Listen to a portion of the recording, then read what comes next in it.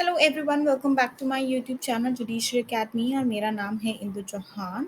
सो any guesses आज का ये वीडियो किस बारे में है? वैसे तो यूट्यूब थंबनेल देख के आप सब जान चुके होंगे कि ये वीडियो किस बारे में है, बट स्टिल मुझे ये स्लाइड पसंद आया तो मैंने बीच में डाल दी। बट बिना टाइम वेस्ट करते हुए हम जरा ये जान लेते हैं ये वीडियो किस बारे में है कि ये वीडियो किस बारे में है।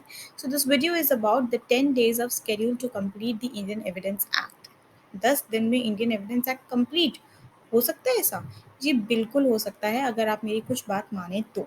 अब अपनी बातों को मनवाने से पहले मैं ज़रा आपसे कुछ बातें ये कहना चाहती हूँ कि अगर आपको किसी और सब्जेक्ट से रिगार्डिंग भी ऐसे शेड्यूल्स चाहिए हों या और कोई भी वीडियोज़ चाहिए हों, तो प्लीज़ कमेंट सेक्शन में ज़रूर बताइएगा और लाइक, शेयर एंड सब्सक्राइब। चलो ये तो मैं लास्ट में बोलूँगी तो बाद में बोल दूँगी, अभी बिना टाइम वेस्ट करते हैं हम आगे बढ़ते हैं, ठीक है?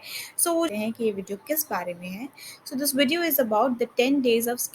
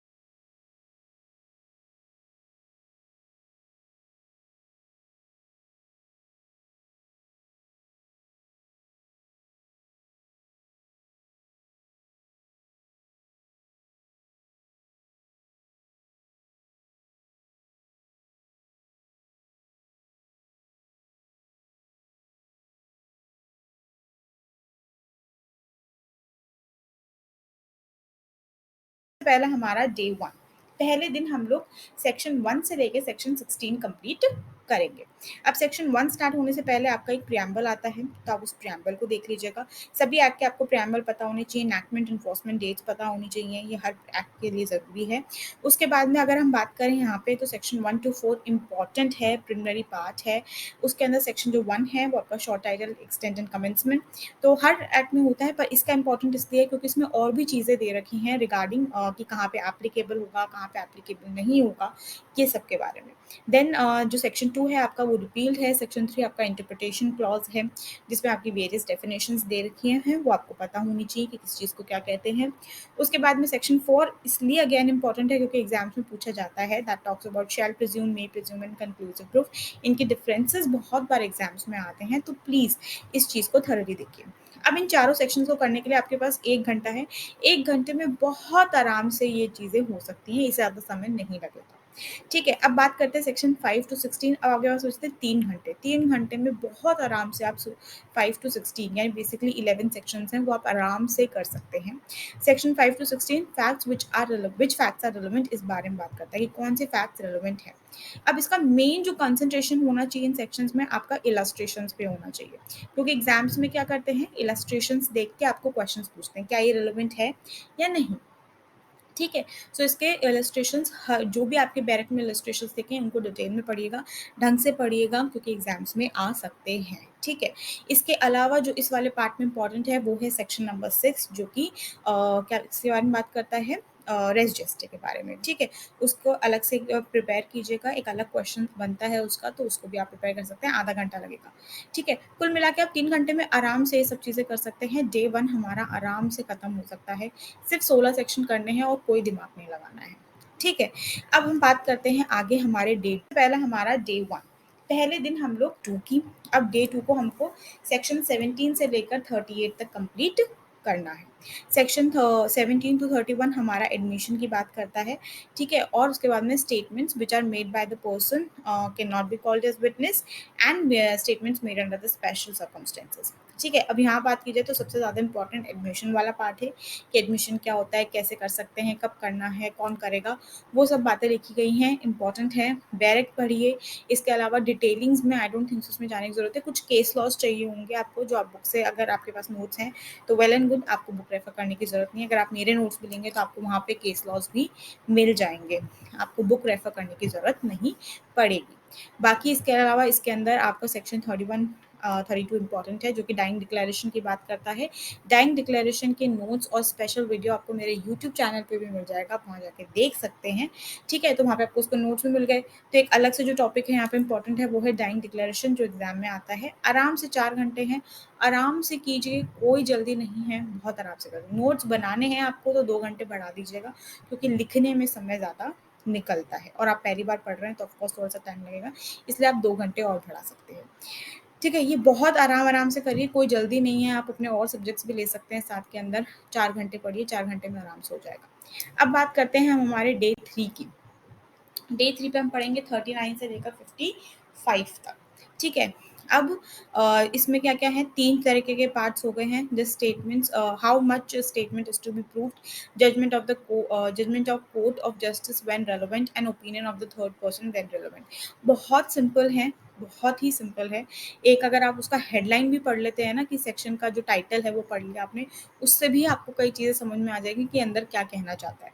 इसके अलावा आज आप ये सब कंप्लीट करने, 39 से लेके 55 तक कंप्लीट करने के बाद में आपके पास आराम से, मैं कह रही हूँ, 2 घंटे बचेंगे। 2 घंटे में आपका हो जाएगा ये। 2 घंटे के बाद में आप सारा 1 से लेकर आपका 55 तक का रिविजन कीजिए, थॉरली रिविजन कीजिए कि हाँ हमने ये पढ़ा है। इसके अलावा आपको आगे बढ़ने की ज़रूरत नहीं है, आपका जल्दी कंप्लीट हो जाता है तो पुराना पहले का सारा रिवाइज कीजिए। आपको लगता है कि हाँ, आपने डाइंग डिक्लेरेशन या रेस रजिस्ट्री, जो 2 टॉपिक मैंने इंपॉर्टेंट बताए, वो थोड़े से इनकम्प्लीट लग रहे हैं, आपको केस लॉ और चाहिए, तो आप वो चीज़ कर सकते हैं। लेकिन आराम से ये 2 घंटे में आपका हो जाएगा। 2 घंटे और बच रहे हैं, so may give that to the revision part. ठीक है, उसके बाद में हम लोग बात करेंगे हमारे डे 4 की। डे 4 पे हमारे को क्या करना है, we will complete the section 56 से लेके 73A तक। Facts which not to be prove 56 to 58, ये इंपॉर्टेंट पार्ट है। यहाँ पे क्या होता है कि आपको एक लिस्ट दी गई है, कौन कौन से फैक्ट्स को प्रूव करने की ज़रूरत नहीं है, ये एग्जाम्स में आ जाता है, सो प्लीज़ इसको अच्छे से पढ़िएगा। उसके बाद में आपके ओरल एविडेंसेस 59 एंड 60 क्या होते हैं, और डॉक्यूमेंट्री एविडेंसेस क्या होंगे, ये सब चीज़ें आपको देखनी पड़ेंगी। ठीक है, उसके बाद में बहुत ईज़ी है, मैं कह रही हूँ कि हेडलाइन से भी आप समझ सकते हैं। अगर आप एक बार पढ़ चुके हैं तो आपको दूसरी बार में तो बिल्कुल भी समय नहीं लगेगा, और आप पहली बार भी पढ़ रहे हैं तो 4 घंटे इस दिन के लिए बहुत इनफ हैं। आप आराम से 56 से 73A आराम से कर सकते हैं। इसके अगर मैंने एक टेबुलर फॉर्म बना रखा है कि कौन से डॉक्यूमेंट्स ऐसे डिफरेंसेस बना रखे हैं, आपको बना रखे हैं, तो नोट्स से बहुत ईज़ी हो जाता है आपके लिए पढ़ना। अगर आप डायरेक्ट देख लेंगे उसके बाद में आप नोट्स देखते हैं तो इट्स वेरी ईज़ी। ठीक है, सो इसके अलावा इसके अंदर कुछ एक्सेच इम्पॉर्टेंट पार्ट नहीं है। ठीक है, डे 4 के लिए इतना बहुत काफ़ी है। उसके बाद में हम बात करते हैं हमारे नेक्स्ट डे की, जो कि है डे 5। ठीक है, डे 5 में हमको क्या करना है, we will complete the section 74 to 90A। Public document क्या होता है, ठीक है, ये देखेंगे, और प्रिजम्पशंस एज टू डॉक्यूमेंट। इसके लिए क्या कर सकते हैं, आप एक चार्ट बना सकते हैं कि एक तरफ आपने लिखा कि ये प्रिजम्पशन और ये डॉक्यूमेंट है और इससे रिगार्डिंग ये प्रिजम्पशन है। ठीक है, सो ये चीज़ आप आराम से कर सकते हैं। चार्ट बना लेंगे तो नेक्स्ट टाइम आप जब रिवाइज करेंगे तो आपको डायरेक्ट खोलने की भी ज़रूरत नहीं है। आप देखेंगे हाँ, इस सेक्शन में ये डॉक्यूमेंट है और इस डॉक्यूमेंट से रिलेटेड ये प्रिजम्पशन है। मैंने चार्ट बना रखा है, अगेन वो मेरे नोट्स में है, so it's up to your choice. आप अपना खुद भी चार्ट बना सकते हैं। 4 घंटे में आप नोट चार्ट बना के भी आराम से पढ़ सकते हैं, कहीं से कहीं तक दिक्कत नहीं आएगी, बहुत ईजिली हो जाएगा। ठीक है, उसके बाद में हम करते हैं बात डे 6 की। सो अब हम बात कर रहे हैं डे 6 की। डे 6 पे हमें कंप्लीट करना है सेक्शन 91 टू 100, मात्र 10 सेक्शन है, which talks about the oral exclusion of the oral documentary evidences, यानी कि जहाँ पे ओरल एविडेंसेस से काम चल जाता था वहाँ अब आपको डॉक्यूमेंट्री एविडेंसेस देने होंगे। सो इससे रिलेटेड 10 सेक्शन है, वो आप कर सकते हैं। केस लॉस की रिक्वायरमेंट इसमें है नहीं, डायरेक्ट इनफ है आपके लिए इसके लिए। इसके साथ में 10 ही सेक्शन हैं तो आराम से 1 घंटे के अंदर हो सकते हैं। सो बाकी के जो टाइम में होंगे वो आप लोग रिविजन को दीजिएगा। सो सेक्शन 1 से लेके 100 तक का रिविजन हो जाएगा डे 6 पे। ठीक है, बात करते हैं आज डे 7 की।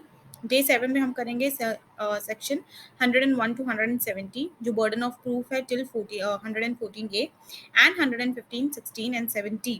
Talks about the doctrine of Aristotle.